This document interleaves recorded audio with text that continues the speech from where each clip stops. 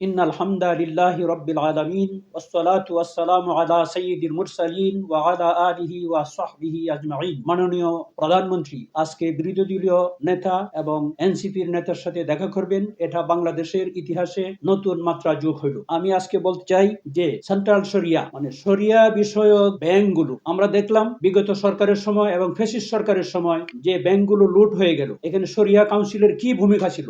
শরিয়া কাউন্সিলের কোনো ভূমিকা ছিল না। পাঁচটা ব্যাংক ইসলামী ব্যাংকিং করে, পাঁচটা ব্যাংকে একত্রীকরণ করে সম্মিলিত ইসলামী ব্যাংক নাম রাখা হলো এবং সেখান থেকে সর্বপ্রথমই 10,000 কোটি টাকা এই সরকার লোন নিয়ে গেলেন। অথচ যারা আমানতকারী, যারা কষ্টের টাকা ব্যাংকে রেখেছে, সেই তাদের টাকা দেওয়া হলো না, সরকার লোন নিয়ে গেলেন। এবং এই যে ইসলামী ব্যাংকের শরিয়া কাউন্সিলের কোনো দায়িত্ব নাই যে এতগুলো ব্যাংক লুট হয়ে গেল, এস আলম গ্রুপ লুট করে নিয়ে গেল, ইসলামী ব্যাংকের শুরুতে যেতে হবে। এটা একটা বাংলাদেশের সর্বপ্রথম শরিয়া বেসড ইসলামী ব্যাংক 1982 হয়েছে।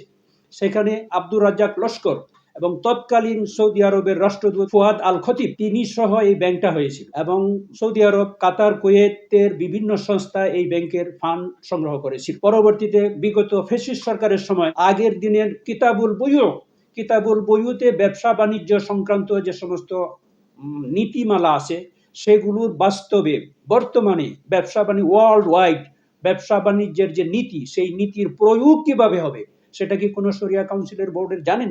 তারা আসেন, হাদিয়া নেন, চলে যান।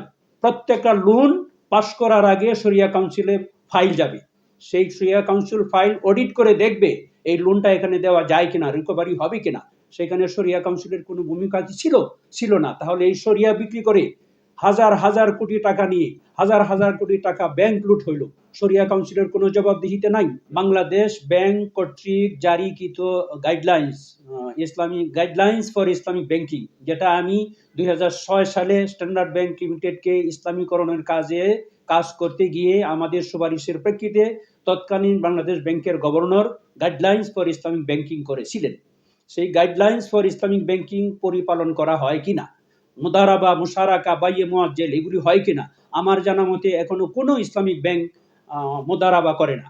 মুদারাবা হচ্ছে ব্যাংকের পুঁজি এবং যাদের অভিজ্ঞতা আছে তাদের অভিজ্ঞতা দিয়ে ব্যবসা করবে, লস হলে ব্যাংক লস নিবে, আর যারা উৎসাহী উদ্যোক্তা তারা লস নিবে না। এই মুদারাবা কোনো ব্যাংক করে না। এই শরিয়াকে বিক্রি করা হইতেছে।